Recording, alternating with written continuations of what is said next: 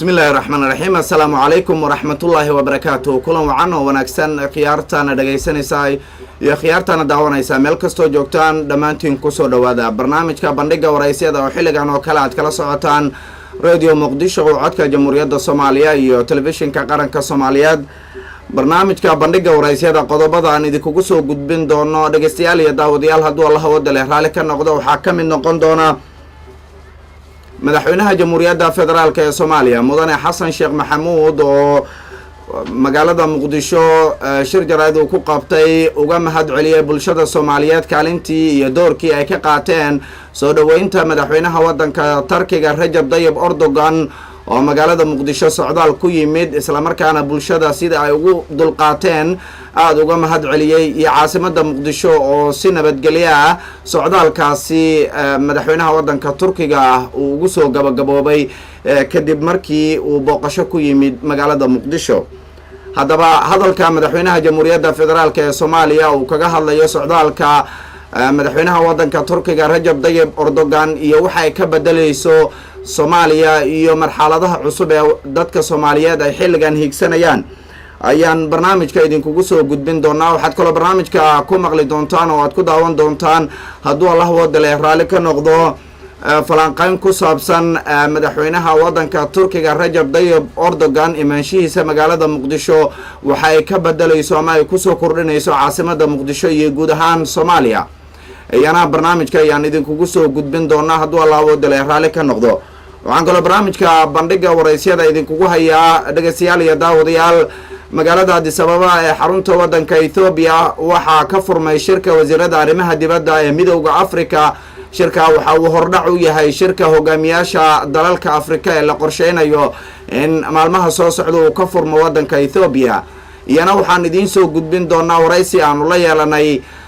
ambasadorka ama safiirka dowladda soomaaliya u fadhiya magaalada addis ababa ee xarunta waddanka ethoobiya ambasador axmed cabdisalaan xaaji aadan oo waraysi aanu khadka telefoonka kula yeelanay isagoo addis ababa ku sugan. waxaan kaloo barnaamijka qodobada aan idinkugu hayo daawadayaal iyo dhegaystayaal ka mid ah hadduu aba idmo magaalada waa degmada afgooye ee gobolka shabeellaha hoose waxaa ka furmay shir dib u heshiisiin ah oo qaar ka mid ah beelaha soomaaliyeed ee gobolka dega lagu heshiisiinayo waxaana shirka gogol xaarkiisa ama soo qabanqaabiyey maamulka koonfur galbeed ee soomaaliya waxaana ka qayb galay mas-uuliyiin uu ugu horeeyo madaxweynaha maamulkaasi koonfur galbeed shariif xasan sheekh aadan iyo xubno kala duwan oo ka socda maamulkiisa iyo qaybaha kale ee bulshada odayaal dhaqameed iyo waxgarad. iyana shirkaasi iyo maalmahan uu socdo waxyaabaha diiradda lagu saarayo iyo gabagabadiisa waxyaabaha la dhowrayo in shirka ay ka soo baxaan iyana macluumaadyo ku saabsan ayaan barnaamijka bandhiga waraysyada caawa idinkugu soo gudbin doonaa dhegaystayaal iyo daawadayaal hadduu aaba idmo. qodobada iyo qodobo kale bandhiga waraysyada ayaan caawa idinkugu hayaa. ismaaciil caqiil ayaa farsamayn doona inta barnaamijka uu socdo anigoo war caddeeya waan idiin tabinayaa. kaamirada waa sadaam, dhinaca editanka iyo farsamaynta ama guud ahaan habeynta barnaamijkana waa maxamed cabdi xuseen caraaye. kusoo dhowaada bandhiga waraysyada ee radio muqdisho iyo telefishinka qaranka soomaaliya.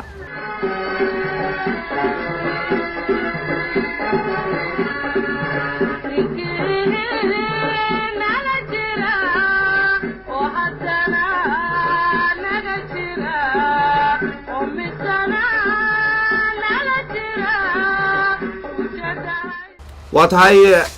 daawadayaal iyo dhegaystayaal barnaamijka bandhiga waraysyada aan ku bilaabay madaxweynaha jamhuuriyadda federaalk ee soomaaliya mudane xasan sheekh maxamuud shir jaraa'id uu ku qabtay magaalada muqdisho waxa uu ku faahfaahiyey islamarkaana uu uga mahad celiyay bulshada soomaaliyeed doorkii ay ka qaateen soo dhoweynta wafdiga ballaarnaa ee uu hogaaminaya madaxweynaha waddanka tarkiga rajab tayyib erdogan ay ku yimaadeen magaalada muqdisho iyo sida bulshada soomaaliyeed ay ugu dulqaateen maalmihii ama muddooyinkii hawshaasi iyo qabanqaabadeedu socotay oo meelaha qaarkood ciidamada amnigu ay diyaargarow badan ka muujiyeen isagoo madaxweynuhu bulshada aada ugu mahad celiyey kaalintaas ay qaateen. waxa uu dhinaca kale ka hadlay madaxweyne xasan sheekh maxamuud madaxweynaha jamhuuriyadda federaalk ee soomaaliya waxa ay ka bedelayso siyaasadda soomaaliya ee caalamka iyo waxa ay ifinayso mar kale booqashada rajab tayyib erdogan madaxweynaha waddanka Turkiga uu ku yimid magaalada Muqdisho oo sanadkii 2011 ay ahayd markii ugu horreysay caasimada yimid isagoo ra'iisul wasaare ah markana uu yimid isagoo madaxweynaha waddanka Turkiga ah magaalada Muqdisho mudane xasan sheekh maxamuud madaxweynaha jamhuuriyadda federaalka ee Soomaaliya ayaan markan idin soo gudbinayaa hadalkiisa ku aadan soo dhaweynta Rajab Tayyip Erdogan madaxweynaha waddanka Turkiga iyo kaalinta bulshada Muqdisho ay ka qaateen. Assalaamu calaykum waraxmatullaahi wabarakaatuh. maanta oo ah maalintii ku xigtay booqashadii weyneyd madaxweyne Erdogan oo dalka ku yimid waxaan mar kale miidiyaha u horimaday dadka Soomaaliyeed gaar ahaan dadka Soomaaliyeed ee ku nool magaalada Muqdisho inaan u mahad celiyo oo aan dhaho aad iyo aad ayaad ugu mahadsantihiin dadaalkii iyo maxaan ku dulqaadkii aad ka muujiseen in booqashadaasi ay noqoto booqasho lagu guuleysto runtii waxaan rabaa kale qodobka labaad inaan dadka uga tacsiyeeyo saacadihii uu madaxweyne Erdogan uu joogay ciriiriyaashii iyo kii ganacsi lahaa ee ganacsigu ka xidhmay iyo kii maxaan ku yiraahday xurriyaddii uu dhaqdhaqaaqay ee meelihii uu ku dhaqdhaqaaqay ay ciriiri ka noqdeenba intaba waxaan leenahay waa qiimaha aan bixinaynay si Soomaaliya ay u muuqato inay tahay dal wanaagsan oo caadi u soo fiicnaanayo ayadana waan ka cudur daaranaynaa dulqaadkii iyo deganaanshihii dadka Soomaaliyeed ee muujiyeen iyo wada shaqayntii ay siiyeen ciidamada amnigana waan aad iyo aad ayaan dadka Soomaaliyeed ugu bogaadinayaa uguna mahad celinayaa sidoo kale waxaan rabaa inaan ayadana aan u mahad celiyo bogaadiyo u hambaliyeeyo ciidamada qalabka sida ee Soomaaliya oo booqashadaasi barihii ka horreeyay iyo maalintii shalay ilaa ay ka dhamaanaysay iyo intii ka dambeysay dadaal aan caadi ahayn u galay cadawguna uu isku dayay inuu aad iyo aad u carqaladeeyo runtii shilki ka dhacay hotelka SYL maalmood aan ka hadalnay dadka nooga dhintay waataan ka tacsiyeynay waxay ka mid ahayd isku dayo badan oo isku xigxiga oo ahayday booqashadaas in lagu carqaladeeyo maadee ka gaadhay dadka Soomaaliyeed iyo ciidamada amniga ee Soomaaliyeed guud ahaan iyo sidoo kale madaxweynaha Turkiga oo asaguna ku adkaystay oo yiri nama cabsi gelinayaan muxuu argagixisada iyo muxuu nabadiidka oo asaguna inuu yimaado ku adkaystay runtii aad iyo aad ayaan asagana uga mahad celinayna booqashadaasi taariikhi ahayd cilaaqaadkii Turkiga iyo Soomaaliya horay ayay u marisay sidii tii 3 sano ka hor 3 sano bar ka hor uu ku yimiday ay horumar badan oo iyo maxaan ku yiraahdaa wanaag badan dalka Soomaaliya u keentay midaana sidoo kale waxaan rajaynaynaa in wax badan oo horumar ah iyo wax badan oo wada shaqayn ah oo Turkiduna dalka Soomaaliya ay ka faa'iideeyaan annaguna aan ka faa'iideyno ayaan shalay runtii isla soo qaadnay isla garanay heshiisyo formal ah saxiixnay guddiyo cusub in la magacaabo ka shaqeeyo arrimaha horumarka Soomaaliya ayaan muxuu ahaay ku heshiino isku afgaranay iyo cilaaqaadka dhinaca siyaasadda kaliya maaha dhinaca amniga kaliya maaha laakiin dhinaca dhaqaalaha iyo dhinaca muxuu ahaay horumarinta dawladnimada dalka Soomaaliya sidoo u yeelan lahaa dawlad shaqaysa oo rasmi ah oo dalka dhan hanato aad iyo aad ay arintaas in ay garab taagan yihiin waqti badan iyo xoolo badan ay ku bixin doonaan ayuu madaxweynaha Turkiga uu noo sheegay heshiisana waa meelaan dhiganay kuwana in hadda la sii amba qaado oo la sii qaban qaabiyo ayaguna bilaha soo socda iyo la saxiixo ayagana ama Muqdisho lagu saxiixo ama Ankara lagu saxiixo waa ku ballanay marka booqashadaasi guud ahaan dadka Soomaaliyeed waxaan rabaa inaan u sheego booqasho waxay ahayd guul ah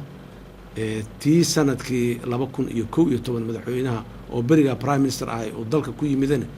midda maanta ayaa ka sii weyn laana dalkii waa isbedelay 3 sano wax badan ah qabsoomay wax aad loo jeclaysto oo runtii asaguna uu ku farxay ayuu magaalada Muqdisho ku arkay oo dadka Soomaaliyeed ay qabsadeen haddii ay tahay dib u soo kabashada magaalada iyo dhismaha magaalada ka muuqda haddii ay tahay iyo haddii ay tahay mashaariicdii muxuu ahaay ayagu ay qabteen intaba aad iyo aad ay arrin oo raalli uga noqdo madaxweynaha iyo dawladda wasiiradii la socday ra'iisul wasaare ku-xigeenkii dalka la socday iyo niman badan oo khubaro ah aad iyo aad ayaa rajo cusub ah gashay Soomaaliya inay soo kabato oo la sii kaalmeyn karo meeshana muxuu ahaay shacabka Soomaaliya la garab istaagi karo dalkanina uu masaalix leeyahay oo ayagana masaalixdooda ay muxuu u istaagi karaan marka masaalixdaas si wada jir ah in looga wada shaqeeyo wixii Soomaaliya maslaxad ugu jirto Turkiga maslaxad ugu jirto in maxaan ku laga wada shaqeeyo ayaan ku ballanay booqashadaasi sidaasay ahayd booqasho guuleed lagu guulaystay aad iyo aad muxuu ahaay taariikhda soomaaliya meel ka geli doonto dalka isbeddelkiisana meel ka geli doonto dadweynaha soomaaliyeed waxaan rabaa markaa inaan uga mahad celiyo doorkii weynaa oo ay ku lahaayeen booqashadaasi inay guulaysato waxaan rabaa amuuraha booqashada marka inaan intaa aan kusoo koobo madaxweynaha jamhuuriyadda federaalk ee soomaaliya mudane xasan sheekh maxamuud ayuu ahaa oo ka hadlayay imaatinka madaxweynaha waddanka Turkiga Rajab Tayyip Erdogan iyo kaalintii ay ka qaateen bulshada Soomaaliyeed gaar ahaan bulshada ku nool caasimadda Muqdisho oo aad uga mahad celiyay waqtigii iyo dulqaadkii ay u yeesheen in wafdi heerkaas oo kale ay ku soo dhaweeyeen caasimadda Soomaaliya ee magaalada Muqdisho haddaba socdaalka madaxweynaha waddanka Turkiga Rajab Tayyip Erdogan uu ku yimi magaalada Muqdisho marka la fiiriyo taariikh ahaan iyo marka la fiiriyo Soomaaliya xaaladaha ay ku sugnayd maxay ka bedelaysaa maxay ku soo kordhinaysaa aragtiyadaas iyo macluumaadyo ama doodo arinta la xiriira ayaan goordhow idin soo baahin doonaa hadduu Allah wadale raali ka noqdo ha yeeshee markan waddanka Ethiopia gaar ahaan magaalada Addis Ababa waxaa ka socda shir wasiirada arrimaha dibadda ee wadamada midowga Afrika shirkaas waxa uu hordhac u yahay shirka hogaamiyaasha Afrika la filayo in maalmaha soo socda ay ku yeeshaan waddanka Ethiopia haddaba shirkaasi aan wax badan uga ogaano iyo macluumaadkiisa waxaan khadka telefoonka si toos ah ugula xiriirnay safiirka dowladda Soomaaliya u fadhiya magaalada Addis Ababa ee xarunta waddanka Ethiopia Ambassador Ahmed Cabdisalaan Xaaji Aadan Ambassador bal waxaa nooga warantaa shirka wadamada midowga Afrika gaar ahaan wasiiradooda arrimaha dibadda ee Addis Ababa ka socda iyo qaabka shirka uu ku bilowday shirka maanta furmay shirka wasiirada waa shir caadi waayo oo dhaca sanadkii wax xilligan oo kale inta madaxweynayaashu shirin wuxuuna ka wada hadlaa dhammaan wixii qorshe sanadka ka socday Afrika oo hore safiiradu iyo soo diyaariyeen marka maanta furmay birtu soconaya kadibna madaxweynayaasha ayaa bilaabmi doona dilayda way ambassador marka shirka maxaa si gaar ah diiradda loogu saaraya waxaa socda qorshe ilaa sanadkan soo socday oo aad u tiro badan sanadkan waa sanadkii xoojinta doorka haweenka ee Afrika aad ayaa looga hadlaya arrimahaas waxaa ku jira Afrika meesha u socoto 2023 marka la gaaro konton sano hadda kadib qorshayaalkeeda ayaa aad looga shaqeynaya waxaa laga hadlayaa colaadaha Afrika ka jira sida wax loo qaban lahaa meelaha ka jiraan gaar ahaan hadda focus wuxuu saaran yahay diiradda saaran arrimaha Boko Haram iyo Nigeria ee ka jira iyo goboladaas waxaa aad looga hadlayaa doodda ka mid ah arrimaha Ebola oo dhowr dal Afrikaan aad u saameeyay marka waa shaqadii caadiga ahayd ee Afrika sanadka la isku keenay waqtigan oo kale oo la soo shaqeynay marka wasiiradu markay barita dhameeyaan waxay si wada xariiriyaan shirka madaxweynayaasha oo doona soddonka iyo soddonka bisha waya dhinaca kale ambassador Soomaaliya maxaa si gaar ah uga quseeya shirkan oo looga hadlaya marka laga soo tago wadamada kale Afrika ee shirka looga hadlayo runtii horumarka Soomaaliya ee gaartay waxa laga garan karaa kaliya inay Soomaaliya hadda dooda diiradda saareenba oo hadda waxa aad looga doodayaa ay tahay Central Africa iyo Congo iyo muxuu ahaa Nigeria Boko Haram dhibaatada ka socota Soomaaliya hadda iyada dooda dawaarnimadii laga dhaxlay AMISOM iyo ciidamada Afrikaanka ee dalka jooga iyo dhismaha institutionada dawliga ee Soomaaliya howlahaas oo dhan iyo horumarka runtii Soomaaliya ka socda aad baa looga hadlayay laakiin meelaha hadda trouble ka leeyahay ama dhibaatooyin ka jiraan Soomaaliya hadda kamid maaha oo waxaa naga horeeyay dawlado badan oo hadda diiradda saaran tahay marka aad baan ugu aragnaa in horumar ay tahay in haddaadan adigu ahayn dalka ku wada hadlaya dhibaatada laga dareentay Ambassador Ahmed Cabdisalaan Xaaji Aadan safiirka dowladda Soomaaliya oo fadhiya magaalada Addis Ababa ee xarunta waddanka Ethiopia oo si toosan ugu waramayay shirka ka furma magaalada Addis Ababa ee wasiirada arrimaha dibadda ee midowga Afrika oo hordhac u ah shirka hogaamiyaasha Afrika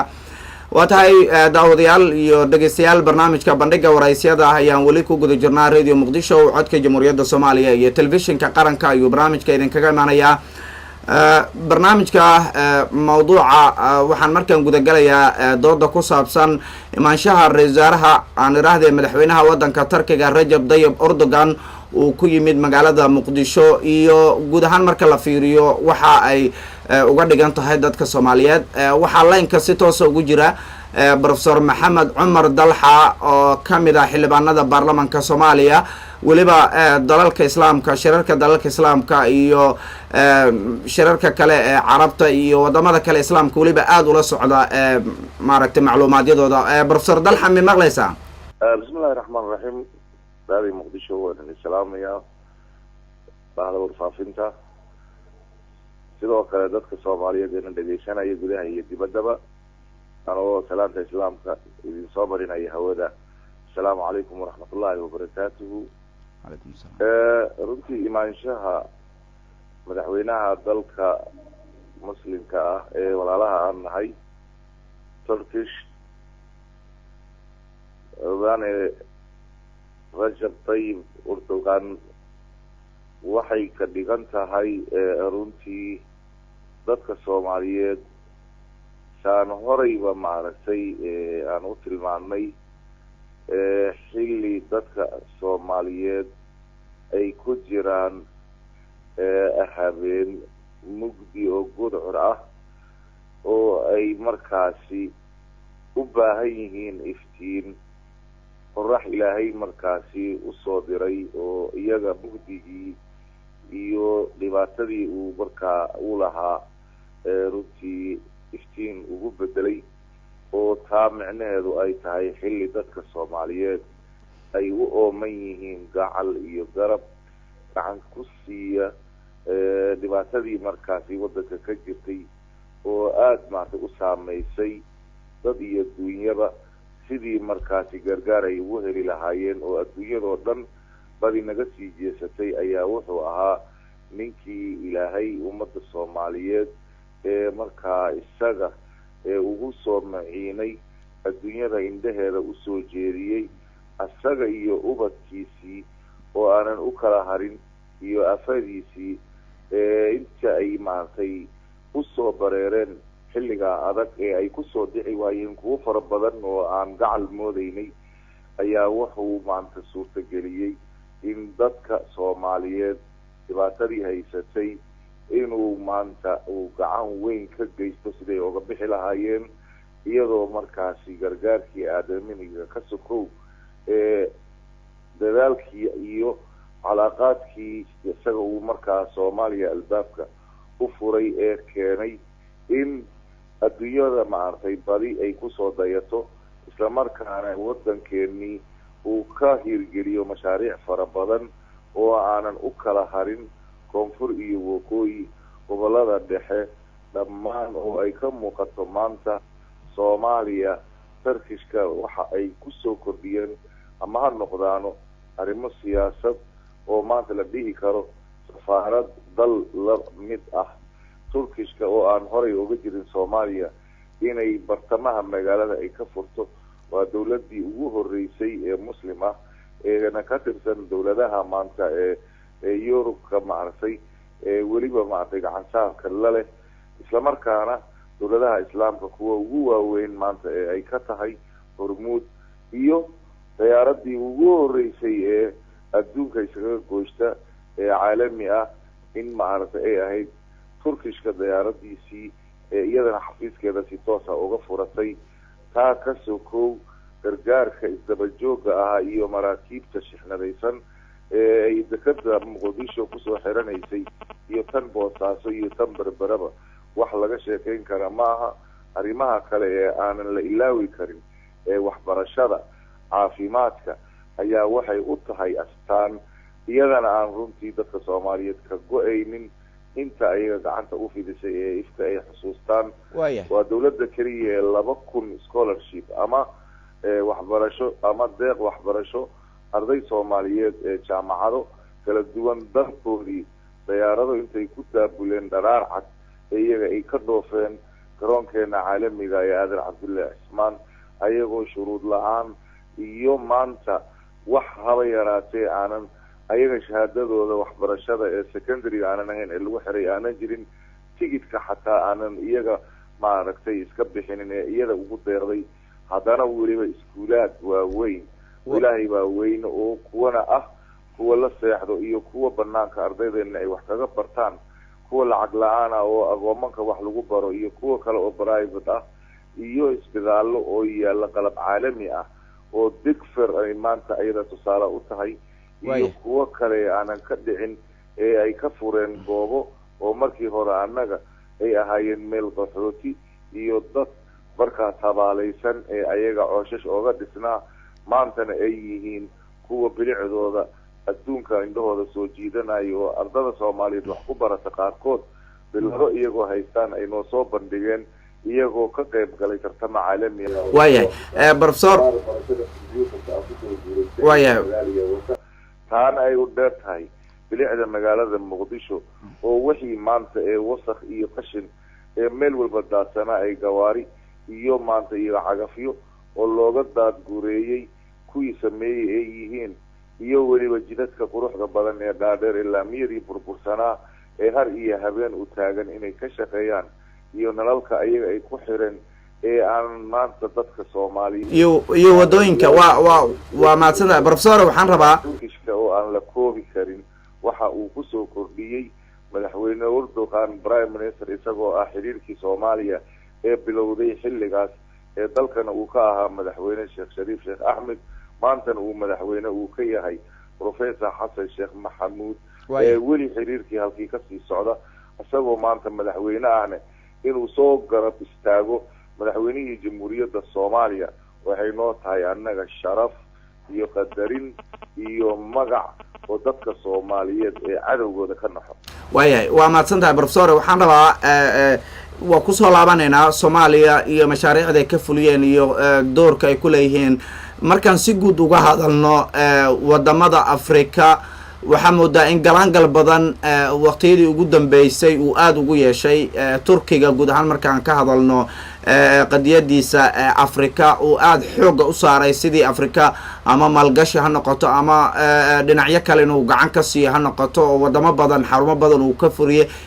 ujeedada guud markaan fiirino annagoo Soomaaliya arrinteeda usoo laaban doono, ujeedada guud ee Turkiga ee Afrika maxay tahay? Afrika sideedaba waa dhul maanta dihan oo barwaaqada dhex ceegaagta ee aanan laga faa'iidaysanin, adduunkana ee indhaha uu ku hayo, hatanse wax badan iyada oo ay u xirnayd dalal kooban oo iyaga sahansaday eena ku taamayay in istaraatiijiya fog oo iyaga marka ay adduunyada meelaha kale iyaga hadda ay ku howlan yihiin marka ay kasoo faraxashaan gooray iyaga ay markaasi ugu talagaleen oo waktigeeda maartay mid dhow iyo mid dheerba inay doonayeen inay kaga faa'iidaystaan istaraatiijiyadooda ayaga ay u degsan tahay, oo mid dhaqan dhaqaale iyo mid amni iyo mid maaragtay siyaasadeed intaba aan ka marnayn. laakiin tartanka adduunka oo hadda beryahan dambe wadamada horumaray kuwii ee awal markii hore maskaxda qabay oo hadda ay arkeen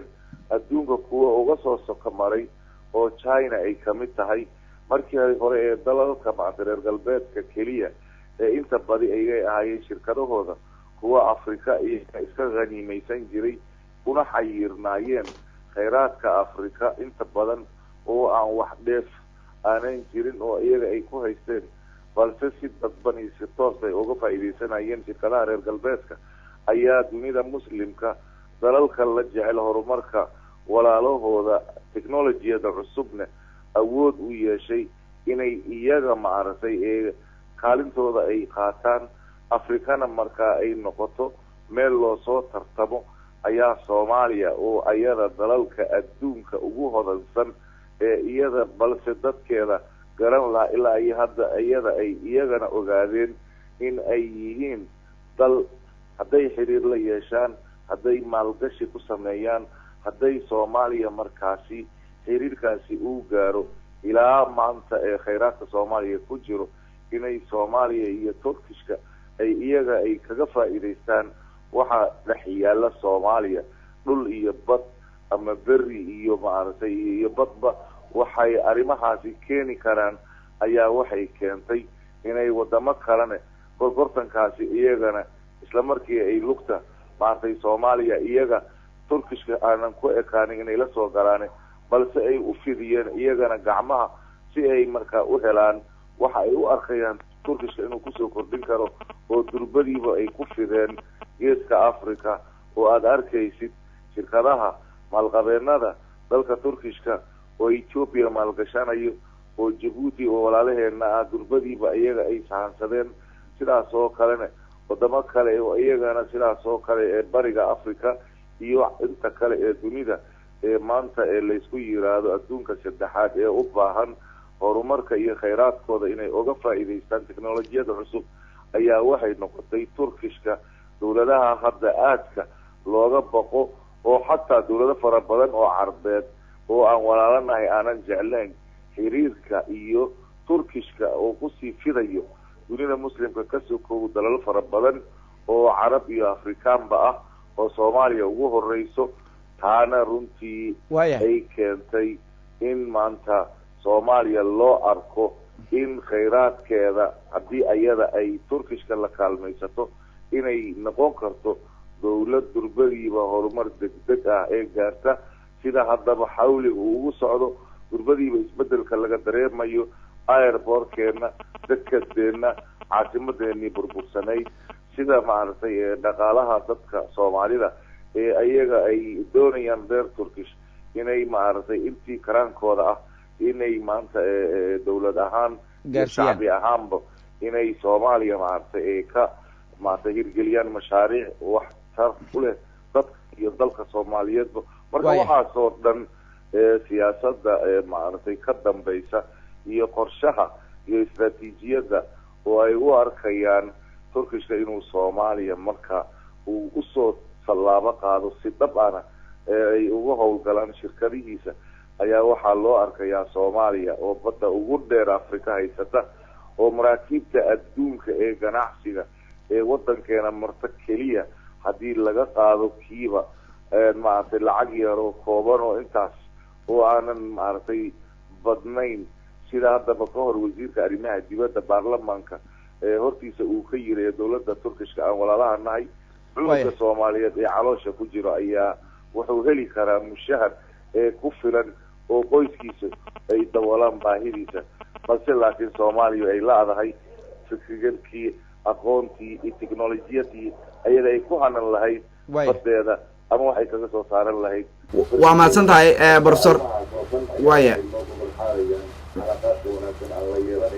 professor Dalxa professor waa si aan baqaadi doonaa falanqayntan ama mawduucan dooda ah ee ku saabsan Rajab Tayyip Erdogan guud ahaan Afrika iyo gaar ahaan arrimaha Soomaaliya laakiin waxaan rabaa Rajab Tayyip Erdogan madaxweynaha wadanka Turkiga markii uu yimid magaalada Muqdisho horena ballanqaadi uu sameeyay ballanqaadiyadiisa intooda badan waxaa la dhihi karaa magaalada Muqdisho waa laga fuliyay oo waxyaabo badan hore uu ballanqaaday ayaa la arki karaa wax badan oo kamidana waxa uu ballan qaaday mar uu socdaalku ku joogo magaalada Muqdisho hadal ka jeediyay xarunta madaxtooyada waxaan rabaa marka dhageystayaasha iyo daawadayaasha iyo professor Dalxa inaan idila wadaago hadalkii uu jeediyay iyo maaragtay ballanqaadyadiisa ku aadan horumarinta Soomaaliya. Bugün bir mutluluğu daha yaşadık. Havalimanıyla şehir merkezine olan yol hakikaten 3,5 sene önce geldiğimizde yoktu. Burası bir harabeydi, bir sıkıntıydı. Ama şimdi bu yolun asfaltlanmış olarak bitmiş olması bizi ayrıca mutlu ediyor. waxaa kaloo maanta aad ugu farxay 2011 wadadii aan soo maray oo aad u jajabneed in maanta dhismaheeda isagoo dhammaystiran yahay aan ku dul socdaan farxad gaar ayay i gelisay intaan wadada ku soo jiray Yani Türkiye olarak biz Somalili kardeşlerimize hizmet ürettik, dert üretmedik. annaga haddaan nahay Turkiya walaalaheena Soomaaliyeed waa u shaqeynay shaqo ayaan u qabanay Bu kardeşliğimizin bir gereğiydi. Bunu yapmanın memnuniyeti içerisinde. shaqada aan qabanayna shaqo waxaan aaminsanahay inaan annaga isku qabanay ayaan qabanay waana ku faraxsanahay xaqiiqdii Yeterli mi? Değil. haddii la eego ma dadnay ku filan tahay waa maya Bu dayanışmamız devam haddii ilaa yidhaahdo waa sii wadaynaa. kaasi waxa uu ahaa madaxweynaha waddanka Turkiga Rajab Tayyip Erdogan oo markii uu magaalada Muqdisho socdaalka ku yimid hadal uu xarunta madaxtooyada ka jeediyay kaga hadlayay doorka ay ku leeyihiin horumarinta Soomaaliya iyo ballanqaadyo kale oo ku aadan sidii ay u sii wadi lahaayeen dadaalada horumarineed ee ay ka wadaan Soomaaliya. wali barnaamijkii bandhiga waraysyada ayaan dhageystayaal iyo daawadayaal ku guda jirnaa. waan filayaa professor Dalxa inuu khadka ku jiro haddaan dib ugu laabto. professor ma maqlaysaa? haye professor ballanqaadyada hadda مثلا khudbadii hadda ballanqaadyadii ugu dambeeyay maxaa aad isleedahay ballanqaadyadaas iyo waxa laga dhowrayo Turkigu inay Soomaaliya ama jihada ay Soomaaliya u wadaan xilligan suurtagal way tahay wadadii ku habooneed dadka Soomaaliyeed oo horumarka iyo baraaraha ay ku gaari lahayd? runtii annaga sida aan ku baranay dowladda Turkishka aan walaalaha nahay ballamada iyada ay qaado badi waxay noqdeen kuwa maaragtay fulaya oo markaasi aysan maaragtay ka noqonaynin ama aysan yani shaki maaragtay iyada iyo dib ugu noqosho intaba aanan maaragtay ku imaanayn. laakiinse mar waliba waxaa annaga nagu waajibaa dad iyo dowladba ama shacbi iyo dowladba in marka annaga ilaahay noo sakhiro ummad dadkeena iyo dalkeena wax u qabata in annaga aan noqono kuwa ka faa'iidaysta ee aanan noqon tukihii weelka caanaha buuxa inta lasoo hordhigay ee isaga kaga istaagay gees caanihiina uu daba rogay. marka haddii annaga aan ka faa'iidaysan weyno fursadaasi waxaa ka faa'iidaysanaya qeyrkeena. haddii dowladda iyada ay ummaddu waxa iyada loogu talagalay ee dowladda Turkishka ee inay ku horumariso dalka iyo dadkaba aanan la marinin dariiqeeda waxay keeni kartaa inay dib u gurasho iyo markaa aamin darro iyo markaa kalsooni xumo inay soo gasho oo haddii ay weydo waxay ummadda ay ugu deeqday oo aanan muuqanaynin mashaariicdii iyada ee ummadda ee iyada ay rabtay inay iyada dalkeeda ee maaragtay ay aragto waxqabadka Turkish iyadoo laga faa'iidaysanayo si Soomaalinimo ku jirto oo cadaaladi ku jirto oo islaamnimo ku jirto oo iyada maaragtay indhaheeda aanan ugu qancin oo wadadii markaasi iyada habooneed aanan la marinin waxay keeni kartaa madmadow fara badan iyo waxa laftirkeeda sidii la rabay markii dambe aanan noqonin sida ay na bartay taariikhdu. maxaa yeelay dalal fara badan ayaa horay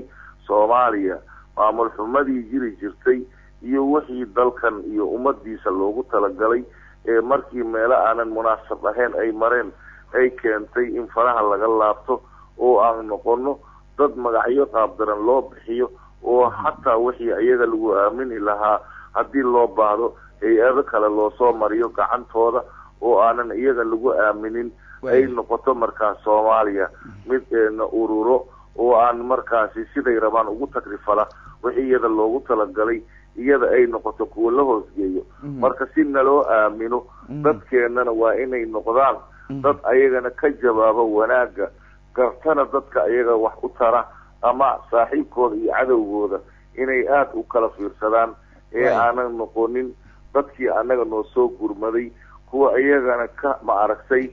heli waaya wixii iyagana markaasi ku dhiirigelin lahaa inay waxna taraan oo aanan dhicin in dadkaasi la xumeeyo ama maaragtay lagu xadgudbo ama maaragtay loo geysto wax ay kaga didaan oo aanan dalkeennii iyo dadkeennii u horseedi kara inay ayaga ay ka laablaabtaan maaragtay gogashooda si markaasi annaga aan haddaba dowlad iyo shacbiba aad aan maaragtay arrintaasi loo baahan yahay inaan uga foojignaano ayaa waxaa loo baahan yahay dadkii ka faa'iidaysan lahaa ballamaqaadyadaasi iyo arrimaha maaragtay ee ay doonayaan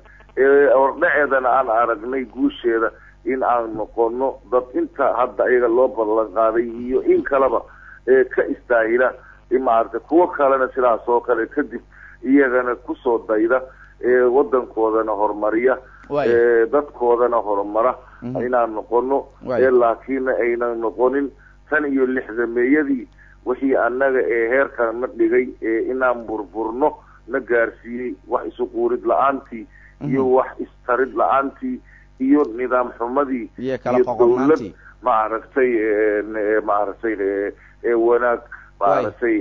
dalka wax u qabata yacni harasho la-aanteedii waxaasoo dhan waxaa loo baahan yahay inaan dad iyo dawladba inaan ka fekerno hoggaanka soomaaliyeedna uu horseed ka noqdo cimiladaasi fog sidii lagu hanan lahaa goolkaasna lagu xaqiijin lahaa ayadoona loo baahan yahay dawladdii hanan lahayd iyo dadkii dawladdaasi magaceeda iyaga maaragtay ay u noqon lahaayeen aaladii maaragtay ee marka meelmarin lahayd waxa aan ka filanayno dawladda walaalaheena ee qiimaha professor Dalxa siyaasad dhaqaale amni iyo wixii la halmaado professor Dalxa dabcan marka laga hadlo ballanqaadka hadda Rajab Tayyip Erdogan oo xilligii ra'iisul wasaaraha ahaa 2011 markii booqashada uu ku yimid magaalada Muqdisho iyo sida ballanqaadka la dhihi karo badankiisba waxyaabihii uu ballan qaaday ama inteeda badnaydba xilligan waxaa laga dareemayaa magaalada Muqdisho ama Soomaaliya laga dareemayaa oo kamid ah waxqabadkii ama ballanqaadkii uu ra'iisul wasaare xilligii uu ra'iisul wasaaraha ahaa Erdogan uu u ballan qaaday dadka Soomaaliyeed iyo xilligan uu yimid magaalada Muqdisho oo ballanqaadyo kalena uu dheeraad ku daray in la sii dhameystirayo doorka ay ku leeyihiin Soomaaliya marka la fiiriyo iyo marka la fiiriyo dawladaha caalamka ama shirarka caalamka ee dhici jiray ee Soomaalidu ay ka qayb gali jireen ee waliba Soomaaliya loogu yaboohi jiray dhaqaalo iyo lacago malaayiin ka badan ah oo ballanqaadyadaasna aysan sidii loo baahnaa ama sidii loogu talagalay u fulin marka fiiriso iyo in hogaamiyo darajadiisu heerkan gaarsiisan tahay oo hogaamiyaha Turkiga Erdogan oo kale inuu ku dhiirado wadan adduunka kale ama baqdin ay ka muujin inuu ku dhiirado inuu yimaado oo waliba hanjabaadaha kooxaha argagixisada ama nabadiidka dhag jalaq u siin maayo uu yiraahdo uu ku dhiirado uu yimaado uu maaragtay dadka Soomaaliyeed la qaybsado duruufta ay ku nool yihiin guud ahaan marka waxyaabahaas la isku soo xiriyo maxay caalamka kale ama adduunka maxay tusaaleynaysaa maxay tusinaysaa marka la fiiriyo kaalinta guud ahaan Turkiga ee ballanqaadyada iyo fulintooda iyo imaanshaha wafdiga heerka caalamiga waa mahadsan tahay anaga adduunyada waxaan leenahay sokeeye iyo saaxiib iyo cadow iyo maartay iyo naceeb oo mid waliba waxa anaga isaga uu noo maartay hayo ama wanaag ama xumaan saameyn ku yeelanayso xiriirka qiimaha leh ee waxtarka u leh dadka Soomaaliyeed ay la yeelanayaan dawladdan Turkish ee walaalaheena ah iyo yacni sida ay uga go'an tahay uu madaxweyne maartay Rajab Tayyip Erdogan si cad oo aan leexleexad lahayn ee geesinimo ku jirto uu asaga uu ugu dhawaaqay adduunkana uu u sheegay waxa Soomaaliya uu diyaar u leeyahay inuu ula qabto taa marka waxa waaye maaragtay dacalo ku farax nacabo ku jab sadii jiray raadiya maaragtay ka bixi jirtay Muqdisho oo gobolada waa bari ay qaadi jirtay marka waxaan dareemaynaa taa haddii marka kuwii shalay annaga noola maaganaa in aan weligeena aan ahaano dal burbursan oo dib u hanan dawladnimadiisii iyo qarannimadiisii mar waliba maaragtay gacanta u hoorsada shisheeye kaalmo maaragtay oo cagaartooy iyo bur iyo maaragtay iyo qamadi kula wareega ayadoo annaga webiyadeena burqanayaan oo biyahoodii badda ay ku darayaan oo cid wax naga siisa kaalmo oo waxyaabaha afka qalaad lagu yiraahdo ama maartay ingiriiska ama carabiga ee sustainable development ama waxa waaye tanmiya almustadama yani horumar la taaban karo oo markaasi annaga nalaga caawiyo mashaariicda waxtarka u leh dadka Soomaaliyeed kaga bixi karaan faqriga iyo maartay iyo baahida iyo cudurka dilooday iyo jahaliga waxa waaye waxay u arkayaan arintan waxa iyaga maartay dhaawac ama duulaan maartay ku ah maxaa yeelay ku talagalkii iyaga Soomaaliya iyo wixii ayaga ay u arkayeen inay ayaga ay ku laazimaan wadanka Soomaaliya ayaa meesha ka baxayso marka jeclaysan maayaan dawladda Turkiga Soomaaliyana ama xasidnimo iyaga marka iyaga ay u qabaan ha u keento inay siyaabo kale ee maaragtay ay iyaga loolanka ay u soo galaan ama ay isku dayaan inay Turkishka ay kula diriraan waji kastaba ha noqoto waxay la imaan doonaan kuwa qaab qadaran ee uqdada iyo xasidnimada u hayana dadkeena inay ayaga hadba talaabadii ayaga ay ku qasi karaan xiriirkeena ama ay Turkiga ku niyad jabin karaan tabaheeda iyo xeeladaheeda inay adeegsadaan laakiin kuwa ku faraxsan ee jecel Soomaaliya horumarkeeda aan uqdada ka qabin ayaga way garab istaagi doonaan waxayna u noqon doonaan kaabayaal oo xataa waxay ku soo dhiiran doonaan inay dawladda Turkiga iyaga ay la yimaadaan iyagana policy oo maaragtay wixii markaa ay isleeyihiin idinkana kaalintiin waa qaadan kartaa inay la yimaadaan laakiin intaba waxay ku xiran tahay sida dadka Soomaaliyeed dawlad iyo shacbiba iyaga ay arintaasi ugu tabaabushaystaan dadka ayaga markaasi ee dawladnimadeeni magaceeda u soo istaagayna ay noqdaan dad buuxin kara indhaha dadka doonaya inay wax noo qabtaan dadnimo iyo akhlaaq iyo aqoon iyo waayo aragnimo lagu kasban karo in dawladda sidan oo kale wax lala qabsado oo daacad u ah diyaarna waa inay ummadeena wax u qabataan in raggeedii la helo laakiin hataa adiga aad noqoto dad iyaga laftirkooda dadkoodii iyo dalkoodii lugta goynayo oo dantoodii khaaska keliya ku xisaabtamayo cadaalad darro iyo ummadan iyo sidbursiino iyo xoolo ka samayso wixii ayada dawladdan keento adiga iyo inta adiga aad jeceshahay ha noqdaano maaragtay kuwa iyaga keliya maaragtay laba cantoobiya yacni waxay noqon kartaa iyadana wixii ummadan ay sugaysay iyo wixii dawladda iyadana ay u wadaybo waxa labadaba ay noqdaan habaan manfuura marka sidaa darteed waxaa meesha taalla dadka waxa iyaga ay keeneen ama ay keeni doonaan inay dalka iyo dadka looga faa'iideeyo oo aysan noqonin timirtii Ciraaq keentay 77 ee xamaaliyaashii berberana ay ku heesayeen Ciraaq keentay Ayda Yaasiin waya aad baad mahadsan tahay Professor Maxamed Cumar Dalxa oo kamid ah xildhibaanada baarlamaanka Soomaaliya khadka telefoonkana si toos ah isagoo ugu jira iga waramaya bal marka la fiirsho imaanshaha Rajab Tayyip Erdogan madaxweynaha wadanka Turkiga iyo waxa ay Soomaaliya ka bedeli karto ama ku soo kordhin karto iyo caalamka guud ahaan marka la fiiriyo sida ugu dhiiraday imaanshaha Soomaaliya iyo kaalinta uu ka qaatay Soomaaliya caalamka laftooda tilmaanta ay ka bixin karto marka la fiiriyo go'aanka uu qaatay ama dawladdiisu ay qaadatay oo horumarinta Soomaaliya aad baad u mahadsan tahay Professor waa kaaga mahadcelinaynaa waqtigaaga iyo fursadaada iyo sida aad barnaamijka noogala qayb qaadatay idinka mudan idaacadda qaranka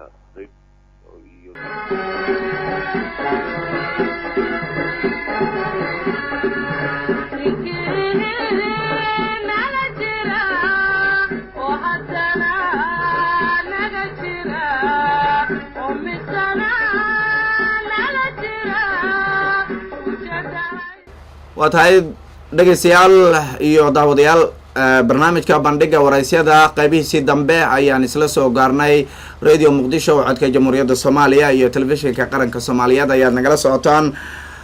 magaalada ama degmada Afgooye ee gobolka Shabeellaha Hoose waxaa ka furmay shir dib u heshiisiin ah oo lagaga hadlayo ama ay ku wada tashanayaan ama lagu heshiisiinayo beela Soomaaliyeed oo ku dagaalamay gobolka Shabeellaha Hoose shirka waxa ujeedadiisu ay tahay ama guntiisu waxay tahay sidii dadka Soomaaliyeed ee dagaalamay la isu soo horfariisin lahaa oo ay uga wada xaajoon lahaayeen waxay ku dagaaleen isla markaana xal looga gaari lahaa maalmo ayuuna socon doonaa shirka waxaa shirka soo qabanqaabiyey maamulka Koonfur Galbeed oo madaxweynaheeda maamulka Koonfur Galbeed Shariif Xasan Sheekh Aadan xubno wasiiradiisa ka tirsan iyo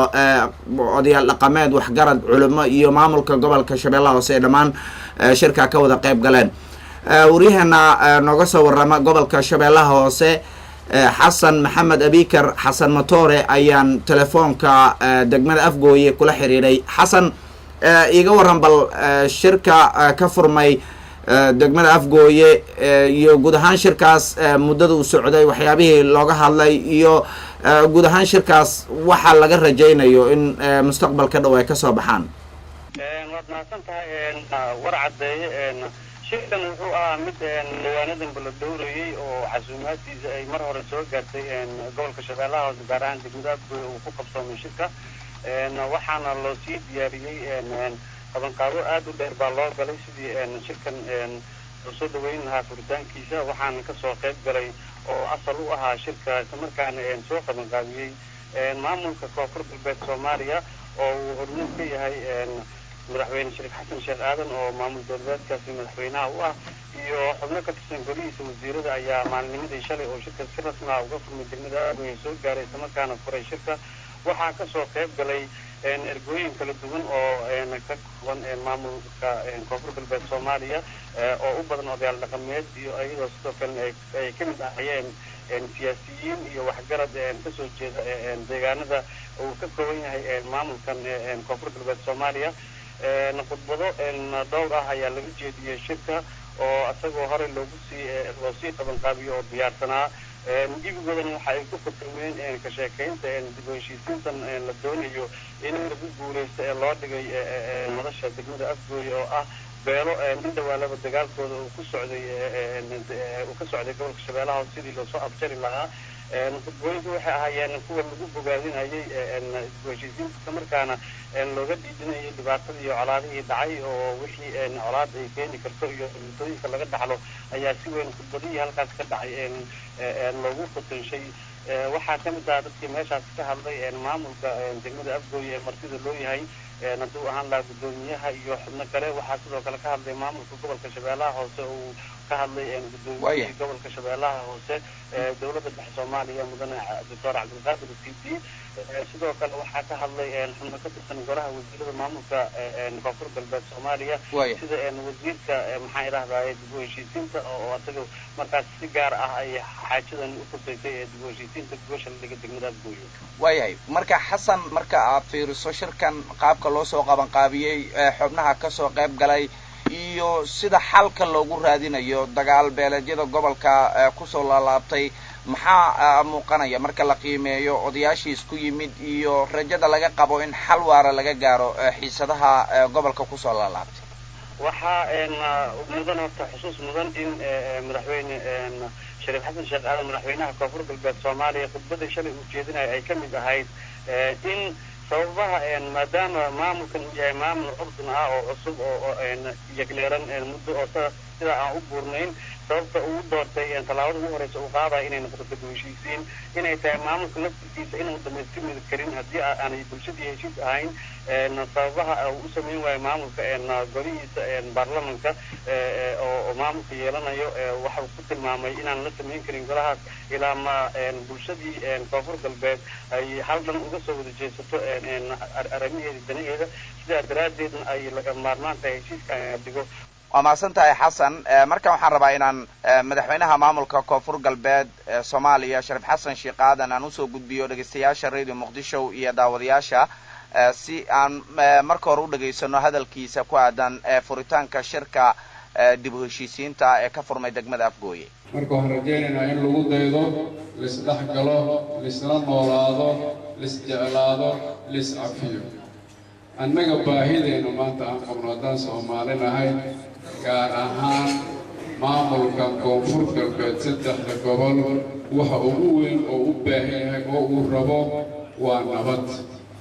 waxaan ka codsanaynaa dadka isla dega saddexda gobol dadka iskula nool walaalaha ah si kasta ay yihiin inay nabad iskula noolaadaan nabadda soo dhaweeyaan horumar si kale kuma gaari karno ilaa annaga aan nabad helno. sidoo kale waxaa xusud mudan xalkaasi natiijadaas ay u noqoto mid dara dhasha heshiisiinta in la ballan qaaday dhibaatooyinkii dhacay hantidii burtay iyo khasaarihii kala duwanaa ee dhacay qaarkood maamulka koonfur galbeed Soomaaliya uu bisha u dhigtay oo asaga si loo gaaro oo hadduu aan u noqon anigu dhibaatada aan tirsanay intaas ay badan tahay inta ay tirsanayaan say u dhicin daadeed ayaa balqaadyo waxaa la sameeyey in xataa khasaarihii dhacay la garaabi doono oo la buuxin doono si loo gaaro xal dhammaystiran oo heshiis ah markaana suurageliya in la dhammaystiro nidaamka dowladeedka koonfur galbeed Soomaaliya oo golihiisii xildhibaanada aan wili lasoo dhisin markaana golaha wasiirada laftirkooda ay wax badan ka hadsan yihiin waayahay marka xasan waa mahadsan tahay laakiin waxaan rabaa inaan bal marka hore aan dhegaysano hadalkaas ku saabsan ballanqaadka oo mas-uul ka tirsan ama wasiir ka tirsan maamul goboleedka wasiirka warshadaha iyo ganacsiga inuu yahay baan filayaa waa Cabdullaahi Sheekh waayahay waa mahadsan tahay aan wada daawano oo aan wada dhegaysano dhammaan dhegaystayaasha iyo daawadayaasha anoo ku hadlaya magaca dowladda waxaan ballan qaadaynaa wixii ama wixii xataa khasaare dhacaa haddii aad heshiisaan insha allah waan rajaynaa inaad heshiisaan waxyaalihii khasaarihii dagaalka ka dhacay oo inta dagaalka soo dhacay oo hanti burburay ah dowladdu ayadoo ogtihiin tabarta intay la eg tahay haddana inay iyadu garaab ka geysato gacan ka geysato ayaan idin ballan qaadaynaa dowlad ahaan rajada waxay tahay in sida haatan uu ku bilowday marka loo eego iyo mas-uulka hadda hadlayay hadalkiisa lagu sii dabaqo in ay dowlaha rajada meel fiican laga eegay maadaama ay tahay maamul dhan oo in dawaaba samayntiisa iyo geelidiisa lagu soo digtooday beesha caalamka aqoonsatay in tallaabada ugu horeysa uu ka dhiirigeliyo sida uu wax u ballan qaadayo iyo dhanka uu ka eegay waxay u badan tahay qadar ilaahay oo ka badan inay imaato mahayna in ay suuragal tahay in la gaaro heshiis lagu dhexdhexaadiyo oo soo afjara colaada ka taagan maamulka maxaa deegaanada maamulka goboleedka koonfur galbeed Soomaaliya gaar ahaan shabeellaha hoose tii in dhawaalada ku jirtay oo labadaasi beel walaalaha ah ku wada sugan gobolka u dhaxaysay waayahay aad buu mahadsan yahay waryaheena xasan maxamed abikar xasan matoore oo khadka telefoonka si toos ugu jira isagoo ku sugan degmada Afgooye isla markaana nooga waramayay shirka ka furmay degmada Afgooye looga hadlaya arrimaha dib u heshiisiinta oo beelo ka mid ah beelaha Soomaaliyeed ee gobolka daga lagu heshiisiinayo maamulka koonfur galbeed ee Soomaaliya shirka uu soo qabanqaabiyay aad baad u mahadsantahay xasan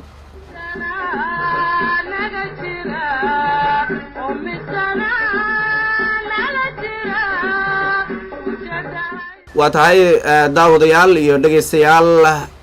gabagabada iyo gunaanadka barnaamijka bandhiga waraysyada ayaan isla soo gaarnay radio muqdisho codka jamhuuriyadda Soomaaliya iyo telefishinka qaranka Soomaaliyeed ayaad si toos ah barnaamijka ugala socotaan barnaamijka inta uu socday waxaa farsameynayay Ismaaciil Caqiil oo dhinaca idaacadda si toos ah u farsameynayay dhinaca kaameradana waa saaxiibkay Cabdi Waaxid waxaa barnaamijka dhinaca kale